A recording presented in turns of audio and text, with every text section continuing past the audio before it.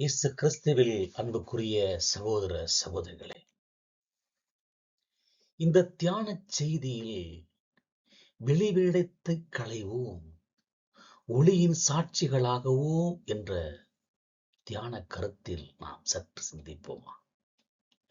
இது ஒரு வெறும் விமர்சனம் அல்ல, மாறாக ஒரு குருத்துவ துறவற வாழ்வை சீரமைக்கும் ஒரு ஆன்மீக தராசு. இன்றைய கத்தோலிக்க வழிபாட்டிலே சடங்குகளின் சிறையும் குருத்துவ அடையாள சிதைவும் அதிகமாக நடந்து கொண்டிருப்பது வேதனையான ஒன்று. இன்று நம்முடைய கத்தோலிக்க சபையிலே அர்த்தமற்ற சடங்குகள், தி ரிச்சுவலிசம் வெர்சஸ் ஸ்பிரிச்சுவாலிட்டி, வழிபாடு என்பது மனிதனுக்கும் இறைவனுக்கும் இடையிலான ஒரு உரையாடல். ஆனால் இன்று பல நேரங்களில் அது இயந்திரமானதாக, சடங்காக மாறிவிட்டது என்பது வேதனை. சில இடங்களில் திருப்பலி நடக்கும் போது குருக்கள் ஜெபத்தை ஒரு ரேஸ் போல வாசிப்பது வேதனையான ஒன்று. ஆண்டவர் உங்களோடு இருப்பாராக என்று அவர் முடிப்பதற்குள் மக்களும் ஆன்மாவோடும் என்று சொல்லி முடித்திருப்பார்கள். இது வழிபாடல்ல, ஒரு வேக போட்டி. சடங்குகள் என்பது ஒரு சன்னல் போன்றது. அது வழியாக நாம் இறைவனை பார்க்க வேண்டும். ஆனால் சன்னலின் அளவுக்கு அதிகமான அலங்காரங்கள், தேவையற்ற சடங்குகள் இருந்தால் அது இறைவனை மறைத்து விடும் அல்லவா? இன்றைய பல குருக்கள் நான் மக்களில் ஒருவன் என்று சொல்லி குருத்துவ உடை அணுவதை தவிக்கிறார்கள். குருத்துவ உடை என்பது ஒரு அடையாளம். ஒரு மருத்துவர் சீருடை இல்லாமல் அறுவை சிகிச்சை செய்ய வந்தால் நமக்கு எப்படி இருக்கும்? குருத்து உடை என்பது ஒரு அதிகார சின்னம் அல்ல, அது ஒரு பணிவாழ்வின் சீருடை. எல்லா தவறுகளுக்கும் சாக்குப்போக்கு சொல்லும் மனநிலை இங்கு இருந்துதான் தொடங்குகிறது. உடை மாறும்போது உள்ளத்தின் பொறுப்பும் மெல்ல மெல்ல நழுவுகிறது என்பதை ஏனோ உணர்வது இல்லை. அடுத்தபடியாக நற்கருணை சிதைவும் அருட்சாதனங்களின் வணிகமாக்கலும் அதிகமாக நடந்து கொண்டிருக்கிறது. நற்கருணை வழிபாட்டின் தனித்தன்மை, இந்த sacredness of Eucharist இன்று உணரப்படுகிறதா என்று ஒரு கேள்விக்குறியாகவே இருக்கிறது. நற்கருணை என்பது திரு அவையின் மையம். ஆனால் இன்று பல இடங்களில் நற்கருணை ஆராதனை ஒரு மெல்லிசை கச்சேரி போல மாறி வருகின்றன. டிஜே நிகழ்வு போல இன்று மாறிவிடுகின்றன. நற்கருணையில் அமைதி, சைலன்ஸ் மிக முக்கியமானது. ஆனால் நாம் இரைச்சலான பாடல்களாலும் நீண்ட உரையாடல்களாலும் நற்கருணையின் ஆழமான அமைதியை நாம் பல வேளைகளிலே திருடி விடுகிறோம். சில வேளைகளிலே மக்களுக்கு பிடிக்கும் என்பதற்காக வழிபாட்டு விதிகளை, இந்த லிட்டரேச்சரை மாற்றுவது மிக பெரிய தவறு. இந்த திருச்சபையினுடைய சட்டங்கள், கேனன் லா என்பது ஒரு எல்லை கோடு. அதை தாண்டினால் அது வழிபாடல்ல, வெறும் பொதுபோக்கு என்பதை ஏனோ இன்று உணர மறந்து விடுகிறது திரு அவை. இன்றைய வழிபாட்டு முறைகளை பார்க்கிற போது இது அருட்சாதனங்களா, இயந்திரத்தனமா? திருமுழுக்காக இருக்கலாம், திருமுழுக்கு, ஒப்புரவு, திருமணம் போன்ற அருட்சாதனங்கள் இன்று சடங்கு பட்டியலிலே, இந்த செக் லிஸ்டில் ஒன்றாக மாறிவிட்டன என்பதுதான் வேதனையான உண்மை. நகைச்சுவையாக சொல்லுவார்கள், ஒப்புரவு அருட்சாதனத்தின் போது குருகள் செல்போனை பார்த்து கொண்டே பாவசங்கத்திடம் கேட்பது, மக்கள் லிஸ்ட் எடுத்து வாசிப்பது ஒரு சடங்காகவே ஆகிவிட்டது. இங்கே மனமாற்றம் எங்கே? ஆலயங்களிலே செல்போன் பயன்படுத்துவது எப்படி அதை புனித தன்மை என்று நாம் பார்க்க முடியும்? நாம் போதிப்பவராக அல்ல, செயல் வீரராக வாழ அழைக்கப்படுகிறோம். இந்த தவக்காலத்துக்கும் குருக்களுக்கும் எப்படி மனம் மாற வேண்டும் என்று, குருக்களும் மனம் மாற வேண்டும் என்று நாம் தியானித்து பார்க்க அழைக்கப்படுகிறோம். சடங்குகளுக்கு உயிர் கொடுக்க வேண்டும். சட்டத்தை மட்டும் போதிப்பவன் பரிசேயன், சட்டத்தை வாழ்ந்து காட்டுபவன் தான் இயேசுவின் சீடன். அருட்பணியாளர்கள் சட்டங்களை மக்களிடம் திணிக்காமல் அதன் ஆன்மீக பொருளை தங்கள் வாழ்வால் விளக்க வேண்டும். சாக்கு போக்குகளை களைய வேண்டும். நேரமில்லை, வேலைப்பளு, மக்களின் ஒத்துழைப்பின்மை போன்ற சாக்கு போக்குகளை இத்தவக்காலத்தின் சிலுவையில் அறைய வேண்டும். இயேசுவுக்கு சிலுவை சுமக்க திறனி இருந்தது, நமக்கு 1 மணி நேரம் அமைதியாக ஜெபிக்க திறனி இல்லையா? சாட்சிய செயல் வீரர்கள், குருக்கள் மற்றும் துறவிகளின் வாழ்வு ஆடம்பரத்தை களைந்து எளிமையை போற்ற வேண்டும். பொருளாதாரத்திலும் நிர்வாகத்திலும் வெளிப்படைத்தன்மை நற்செய்தியின் அறிவிப்பின் மூலம் சான்று பகர வேண்டும். அடுத்தபடியாக அருட்சாதன தயாரிப்புகள். அருட்சாதனங்கள் வெறும் நிர்வாகமாக பார்க்காமல் ஒரு ஆன்மீக பேராக கருதி மக்களுக்கு அதை தயாரித்து வழங்க வேண்டும். எனவே அன்பு குருக்களே, துறவிகளே, பொதுநிலைகளே, திருச்சபை தட்ட தொகுப்பு கேனன் லா என்பது வெறும் சட்ட புத்தகம் அல்ல. அது ஒரு மேய்ப்பு பணியின் அன்பின் பாஸ்டல் சேரிட்டி. ஒழுங்குமுறை நம்முடைய தியானத்தை கூர்மைப்படுத்த அடிக்கடி மீறுகிற அல்லது சாக்கு போக்கு சொல்லி தவிக்கிற முக்கியமான சட்டப்பிரிவுகளை ஒரு சிலவற்றை நாம் காண்கலாம். திருச்சபை சட்டம் 284 என்ன கூறுகிறது? திருச்சபை சட்டத்தின்படி திருநிலைப்படுத்தப்பட்டவர்கள் தகுந்த திருச்சபை ஆடையை அணிய வேண்டும். குருத்துவ உடை என்பது ஒரு பாரம் அல்ல, அது யாருக்கும் சொந்தமானது என்பதை காட்டும். அது நாம் யாருக்கு சொந்தமானது என்பதை காட்டுகிறது. அது ஒரு அடையாள அட்டை. இன்று வெயிலாக இருக்கிறது, சாதாரணமாக தெரியணும், மக்களோடு மக்களாக இருக்க வேண்டும் என்று சொல்லி சட்டையை வெளியில் விட்டுவிட்டு சிலுவை அடையாளத்தை கூட மறைத்துக் கொண்டு செல்வது ஒரு வகையான ஆன்மீக ஒளிவு மறைவு. ஒரு குருக்களின் உடையில் ரோமன் காலம் இல்லை என்றால் அவர் வங்கி மேலாளரா அல்லது கார் ஓட்டுநரா என்று மக்களுக்கே குழப்பம் என்று வந்துவிடுகிறது. நம் மக்களில் ஒருவராக இருக்க வேண்டும், ஆனால் மக்களில் ஒருவராகவே மறைந்துவிடக் கூடாதல்லவா? நிறைய பேர் என்னிடம் கூறியிருக்கிறார்கள், இப்படி வந்தால் எப்படி நீங்கள் குரு என்பது நாங்கள் கண்டுகொள்வது என்று. ஆனால் அதையும் இன்று பல குருக்கள் கண்டுகொள்வதில்லை. வழிபாட்டு முறைகளை பேணக்கூடிய ஒரு உன்னதமான நிலை. திருச்சபை சட்டம் 846 1ஆம் பிரிவிலே வழிபாட்டு நூல்களில் அங்கீகரிக்கப்பட்ட சடங்குகளை பேணி காக்க வேண்டும். எனவே எவரும் தம் சொந்த விருப்பப்படி அவற்றில் எதையும் கூட்டவோ குறைக்கவோ மாற்றவோ கூடாது என்று திரு அவை கூறுகிறோம். இன்றைய நாளிலே அர்த்தமற்ற மாற்றங்கள் பற்றிய எச்சரிக்கை தேவை. இந்த புத்தாக்கம் இனோவேஷன் என்ற பெயரில் திருப்பலியில் சினிமா பாடல்களை பயன்படுத்தப்படுகிறது. நற்கருணை மேசை மீது வைத்து கேக்கு போல கையாளுவது போன்றவை இது திருச்சபை சட்டத்தை மீறக்கூடிய ஒரு வேதனையான செயலாக பார்க்கப்படுகிறது.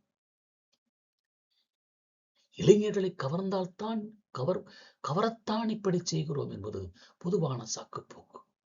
ஆனால் புனிதத்தை இழந்த வழிபாடு இளைஞர்களை கவர்வதற்கு பதில் அவர்களை திருச்சபை விட்டே வெளியேற்றும் என்பது யதார்த்தமான உண்மை. குருக்கள் நற்செய்தி வாசிக்கும் போது, சில குருக்கள் நற்செய்தி வாசிக்கும் போது ஸ்டாண்டப் காமெடி போட செய்வார்கள். மக்கள் சிரிப்பார்கள். ஆனால் கிறிஸ்துவின் செய்தி அங்கே அழுது கொண்டிருக்கும். நற்செய்தி வாசிப்பதல்ல, நற்செய்தி அறிவிக்க வேண்டும் என்று ஒவ்வொருவரும் உணர வேண்டும். அடுத்தபடியாக 3ஆவதாக அருட்சாதனம் வழங்குவதில் பொறுப்பு. திருச்சபை சட்டம் 843 பரிந்துரைக்கப்பட்ட நேரங்களில் அருட்சாதனங்களை கேட்கும் இறைமக்களுக்கு தகுந்த மனநிலையோடு இருப்பின் அவற்றை வழங்க திருப்பணியாளர்கள் கடமைப்பட்டுள்ளார்கள். அருட்சாதனங்களை இயந்திரமாக மாற்றுவதல்ல. திருமுழுக்கு அல்லது ஒப்புர அருட்சாதனங்கள் மக்கள் வரும்போது நேரம் இல்லை, நாளைக்கு வா அல்லது பணம் கட்டினாயா என்று கேட்பது மெய்ப்பு பணி துரோகம். அருட்சாதனங்கள் இறைவனின் அருட்கொடைகள். அவை நம்முடைய தனியார் சொத்து அல்ல. ஒரு நோயாளிக்கு நோயில் பூச சொல்லும் போது சாக்கு போக்கு சொல்லுவது கிறிஸ்துவின் கரங்களை தடுத்து நிறுத்துவதற்கு சமம். அடுத்தபடியாக 4ஆவதாக குருக்களின் வாழ்வு முறையும் எளிமையும்.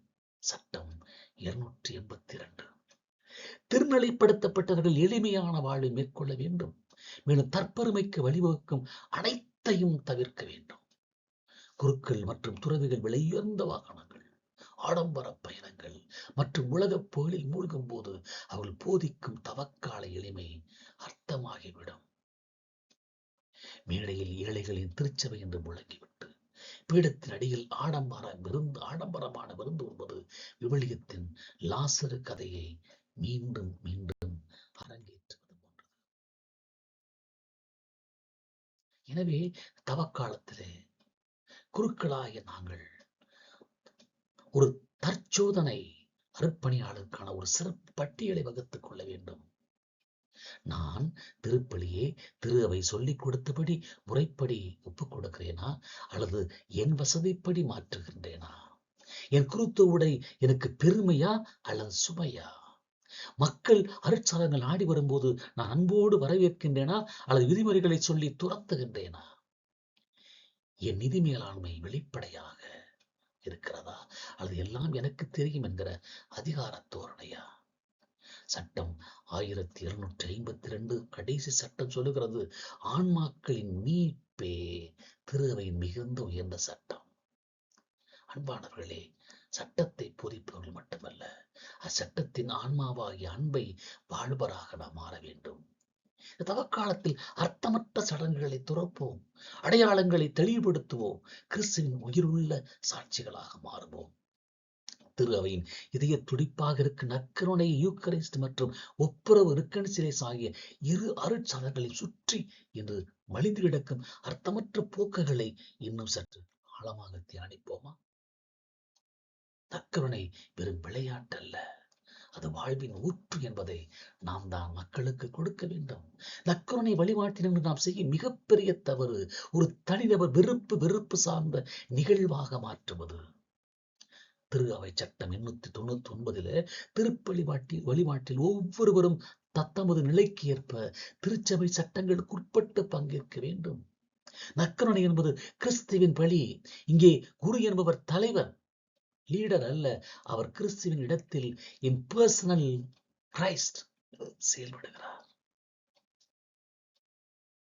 திருப்பலியில் அங்கீகரிக்கப்படாத பாடல்கள், கூத்துகள், நற்கருணை மன்றாட்டில் குருக்கள் தங்களுக்கு தோன்றிய வார்த்தைகள், நகைச்சுவைகள் மன்றாட்டில் போன்றவை நற்கருணையின் புனிதத்தை சிதைக்கும் வழிபாட்டு அநீதி. நற்கருணையை உயர்த்தி பிடிக்கும் போது செல்ஃபி எடுப்பது போன்ற பாவனையில் நீண்ட நேரம் நிற்பார்கள். மக்கள் இறைவனை பார்ப்பதற்கு பதில் குருவின் பாவனையை பார்க்க வேண்டிய நிலை இன்று அதிகமாக ஏற்படுகிறது. அடுத்தபடியாக, ஒப்புரவு நீதிமன்றம் அல்ல, அது மருத்துவமனை, குணப்படுத்தும் மருத்துவமனை. ஒப்புரவு அருட்சாதனம் என்று பல இடங்களில் ஒரு நிர்வாக சுமையாக அல்லது சடங்காக மாறிவிட்டது. திரு அவை சட்டம் 960 தனிப்பட்ட மற்றும் முழுமையான பாவ அறிக்கையையும் அதை தொடர்ந்து வரும் பாவ மன்னிப்பையுமே இறைவனோடு திரு அவையோடு ஒப்புரவாக்க வேண்டும். இன்று அது மீறப்படுகிறது. நேரமில்லை என்று சொல்லி தனிப்பட்ட பாவ அறிக்கையை தவிர்த்துவிட்டு எல்லோருக்கும் பொதுவான மன்னிப்பு, ஜெனரல் அப்சல்யூஷன் வழங்குவது, இது அவசர நிலையில் மட்டுமே அனுமதிக்கப்படுகிறது. ஆனால் இன்று இது ஒரு சோம்பேறித்தன சாக்குப்போக்காகவே மாறி வருகிறது. ஒப்புரவு இருக்கையில் கன்ஃபெஷனல் குருக்கள் எரிச்சல் அடைவது அல்லது பாவிகளிடம் கடுமையாக நடப்பதும் வேதனைக்குரியது. ஒப்புரவு இருக்கை என்பது தண்டனை வழங்கும் நீதிமன்றம் அல்ல, அது காயங்களை ஆற்றும் மருத்துவமனை. குரு அங்கே நீதிபதியாக அல்ல, இரக்கமுள்ள தந்தையாக இருக்க வேண்டும். குருக்கள் மற்றும் துறவிகளுக்கான தவக்கால சாட்சியம் என்ன? தவக்காலத்தில் நாம் போதிப்பதோடு மட்டுமல்லாமல் சேவகர்களாக மாற 3 வழிகளை நாம் உள்வாங்கிக் கொள்ள வேண்டும். வழிபாட்டிலே பணிவு. சட்டத்தில் இல்லாத இதையும் திருப்பலியில் புகுத்தக்கூடாது. நான் மறைந்து கிறிஸ்து வெளிப்பட வேண்டும். நற்கருணை ஆராதனையில் பேச்சை குறைத்து அமைதியை அதிகப்படுத்த வேண்டும். சட்டம் 841 படி மக்கள் கேட்கும் போது அருட்சதங்களை வழங்க நாம் ஒருபோதும் மறக்கக்கூடாது. இப்போது எனக்கு சாப்பாட்டு நேரம், எனக்கு ஓய்வு நேரம் என்று சொல்லும் சாக்குப்போக்குகளை நற்செய்தி அறிவிப்புக்கு எதிரானவை. அர்த்தமுள்ள தயாரிப்பு அருட்சதங்களை வழங்குவதற்கு நான் தகுந்த மறைக்கல்வி கேட்டிகேசத்தை கொடுக்க வேண்டும். தயாரிப்பு இல்லாமல் வழங்கப்படும் அருட்சாதனம் விதைக்கப்படாத நிலத்தில் நீர் ஊற்றுவதற்கு சமம். இன்றைய காலகட்டத்தில் மிக முக்கியமான மற்றும் சவாலான ஒரு மீட்பு பணி சவால் குறித்து இன்னும் ஆழமாக தியானிக்கலாம். அது நவீன காலத்தில் தனி மனிதவாதம், திருச்சபை ஒழுங்குமுறையும் அதற்கு தேவைப்படுகிறது. இன்று பலர் எனக்கும் கடவுளுக்கும் நேரடி தொடர்பு இருக்கிறது. இடையில் சடங்குகளும் திருச்சபை சடங்குகளும் எதற்கு என்று கேட்கிறார். இந்த சவாலை ஒரு குரு அல்லது ஒரு துறவி எப்படி எதிர்கொள்ள வேண்டும் என்பதை நாம் ஆழமாக சற்று பார்க்கலாம். இன்றைய மக்கள் தங்கள் வசதிக்கேற்ப அருட்சாதனங்களை விற்கப்படும் ஒரு பொருளாக, இந்த கமாடிட்டியாக பார்க்க தொடங்கி இருக்கிறார்கள். ஒரு குடும்பம் ஞாயிறு திருப்பலிக்கு வராமல் திங்கட்கிழமை வந்து எங்களுக்கு ஒரு சிறப்பு திருப்பலி வையுங்கள், இதுதான் எங்களுக்கு விடுமுறை என்று கேட்பார்கள். அன்பினால் இதை செய்வதா அல்லது சட்டத்தினால் இதை செய்வதா, இதை மறுப்பதா? திருகவை சட்டங்கள் மக்களை துன்புறுத்த அல்ல, அவர்களை கிறிஸ்துவோடும் சமூகத்தோடும் இணைக்கவே உருவாக்கப்பட்டன என்பதை நாம் உணர்ந்து கொள்ள வேண்டும். ஒரு குரு தன் வசதிக்காக சட்டத்தை பயன்படுத்தக்கூடாது, மாறாக மக்களின் ஆன்மீக வளர்ச்சிக்காக அதை பயன்படுத்த வேண்டும். அர்த்தமற்ற சடங்குகளுக்கு எதிரான ஒரு போர் நடந்து கொண்டிருக்கிறது. சடங்குகள் உயிர் பெற வேண்டுமென்றால் குருக்கள் சடங்கு புத்தகத்தில் இருப்பதை மட்டும் வாசிக்காமல் அதை வாழ்ந்து காட்ட வேண்டும். நற்கருணை திருவிருந்தில் பங்கேற்க மக்கள் குருவின் நடத்தையில் கிறிஸ்துவின் சாயலை காணவில்லை என்றால் அவர்கள் சடங்குகளை வெறுக்க தொடங்குவார்கள். நகைச்சுவையாக கூறுவது உண்டு, ஒரு மேடையிலே அன்பே கடவுள் என்று 1 மணி நேரம் பிரசங்கம் செய்துவிட்டு பீடத்தை விட்டு வெளியே கீழே இறங்கியதும் தான் ஓட்டுநரிடம் கோபமாக கத்தினால் மக்கள் எதை பின்பற்றுவார்கள்? பிரசங்கத்தையா, அவர் ஓட்டுநரிடம் காட்டிய கோபத்தையா? அன்பே கடவுள் என்று கூவி கூவி அழைத்துவிட்டு இறங்கியவுடனே கோபப்பட்டால் இதுதான் இன்றைய யதார்த்தம். இன்று குருக்கள் எளிமையாக இருக்கிறேன் என்று சொல்லி தங்களின் புனித சூழலை, சாக்ரட் ஸ்பேஸை இழந்து விடுகிறார்கள். குருத்து உடை அணியாமல் பொது இடங்களில் இருப்பது, சமூக வலைதளங்களில் சோசியல் மீடியா தகுதியற்ற முறையிலே செயல்படுவது, மக்கள் குருவை ஒரு மெய்ப்பராக பார்ப்பதற்கு பதில் சமூக பணியாளராக, சோசியல் ஒர்க்காக மட்டுமே பார்க்க தொடங்குகிறார்கள். அருட்சாதனங்களின் அர்த்தம் அங்கே மறைகிறது. இதுதான் விளைவாக இருக்கிறது. போதிப்பதை கடந்து சட்டங்களின் மேடை இருப்பதை கட்டளையிடாமல் மக்களின் வாழ்வியல் கஷ்டங்களை உணர்ந்து ஏன் இந்த சட்டம் முக்கியம் என்பதை அன்போடு நாம் விளக்க வேண்டும். இரண்டாவது, பலிபீடத்தின் புனிதத்தை நாம் உணர்ந்து கொள்ள வேண்டும். திருப்பலியில் திருச்சட்டங்கள் 100% பின்பற்ற வேண்டும். உங்கள் சொந்த நகைச்சுவைகளை நற்கருணை மன்றாட்டில் சேர்க்கக்கூடாது. அது இறைவனுக்குரிய நேரம், உங்களுக்கானது அல்ல. மூன்றாவது, ஒப்புரவு இருக்கையில் இரக்கத்தை காட்ட வேண்டும். ஒப்புரவு அருட்சாதனம் சட்டத்தை மட்டும் பார்க்காமல் காயப்பட்ட ஆன்மாவை பார்க்க வேண்டும். சாக்குப்போக்குகள் சொல்லாமல் பாவிகளின் நண்பனாக இயேசுவை போல நீங்கள் அங்கே அமர்ந்திருங்கள். இறுதியாக, தவக்காலத்தில் நாம் வெறும் சடங்கு நடத்தும் அலுவலராக இல்லாமல் அருளின் ஊற்றுகளாக, இந்த சேனல்ஸ் ஆஃப் கிரேஸ் ஆக நாம் மாற வேண்டும். சட்டம் என்பது நம் காலடிகளுக்கு விளக்கு, அதை நாம் இடராமல் வழிநடத்த வேண்டும். சடங்குகளை சீர் செய்ய வேண்டும். சாக்குப்போக்குகளை நாம் விளக்க வேண்டும். நற்கருணை மற்றும் ஒவ்வொரு வழியாக கிறிஸ்துவை மக்களிடம் கொண்டு சேர்ப்போம். குருத்துவம் என்பது இன்று பலர் வேலையாக பார்க்கிறார்கள். குருத்துவம் என்பது ஒரு வேலை அல்ல, அது அர்ப்பணம். எனவே சடங்குகளை அர்த்தமுள்ளதாக மாற்றுவோம். சடங்குகளின் அடையாளங்களை, உடையும் ஒழுக்கத்தையும் நாம் சரியாக பேணுவோம். உடை, ஒழுக்கம் என்று பலருடைய வாழ்க்கையிலே பார்க்க முடிவதில்லை. சாக்குப்போக்குகளை கலைந்துவிட்டு பீடத்தின் புனிதத்தை நாம் வாழ்விடங்களுக்கு கொண்டு செல்வோம். அருட்பணியாளர்கள் சட்டத்தை பேசும் வானொலிகள் அல்ல, அன்பை சுமந்து வரும் கருவிகள் என்பதை உணர்வோம். தவக்காலம் நமக்கும் அழைப்பு விடுக்கிறது. அன்பான அருட்பணியாளர்களே, துறவிகளே, தவக்காலம் நம் கழுத்துப்பட்ட இந்த காலரை சரி செய்யும் காலம் அல்ல, நம் இதயத்தை சரி செய்யும் காலம். சடங்குகளிலிருந்து உண்மைக்கு திரும்புவோம். சாக்கு போக்குகளிலிருந்து பொறுப்புக்கு திரும்புவோம். இன்று பொறுப்பற்ற வாழ்க்கை மக்களையும் பொறுப்பற்ற நிலைக்கு தள்ளிவிடுகிறது. மேடையில் பேசுவதோடு நின்றுவிடாமல், மேடையில் பேசுவதோடு நிற்காமல், பீடத்தின் புனிதத்தை நம் அன்றாட வாழ்வில் சாட்சியமாக்குவோம். நாம் பேசுவது மக்களுக்கான செய்தி, நாம் வாழ்வது இறைவனுக்கான சாட்சி. நாம் பீடத்திலே பேசுவது மக்களுக்கான செய்தியாக இருக்கலாம், ஆனால் நாம் வாழ்வது இறைவனுக்கான சாட்சி. தவக்காலம் மக்களின் மனமாற்றத்திற்கு மட்டுமல்ல, நாம் மனமாறியவர்களாக வாழ்ந்தால்தான் மக்கள் மனமாற முடியும். அது நாம் செய்யக்கூடிய செயல் இருக்கிறது. தவக்காலத்தில் நோன்பிருப்பது, தவக்காலத்தினுடைய தவ முயற்சிகளை நாம் பின்பற்றுகிறோமா என்று நாம் பரிசோதித்து பார்க்க வேண்டும். படிக்க படிக்க, உயர உயர, பட்டங்கள் பெற பெற, அதிகாரத்தை பெற பெற நாம் ஆண்டவரில் இருந்து கீழே இறங்கிக் கொண்டே இருக்கிறோம் என்பது யதார்த்தமான உண்மை. நாம் ஆண்டவரில் அமர்ந்து அக்களித்து உயர்ந்திருந்தால்தான் மக்களும் உயர்ந்திருப்பார்கள். ஆமென்.